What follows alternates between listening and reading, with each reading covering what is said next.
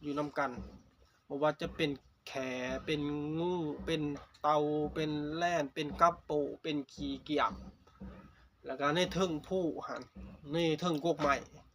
มีลิงมีนกหลายชนิดอยู่นำกัน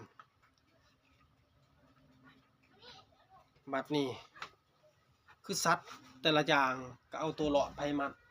คือหมอนกนี่เนาะนกมันก็ออกไปหากินหาอยู่เป็นคนดุกันเทียบใส่คนนกนี่แต่ละมื้อมาไปหากินหายามค่ำมาก็มาเฮือนพวกสัตว์ต่างๆก็พากันไปหาปัดหมอจระเข้บัดนี้จระเข้ไปจระเข้ขี้คร้านบัดนี้เพิ่นว่าเพิ่นตัวใหญ่แล้วก็ขี้คร้านถ้าแต่นำหมู่หามากินถ้าแต่หมอนกคาบมาจระเข้ก็จังได้กินไก่คาบมาจระเข้ก็จังได้กินถ้าแต่หมู่คาบมาบัดนี้หมู่ก็เลยว่าห่วย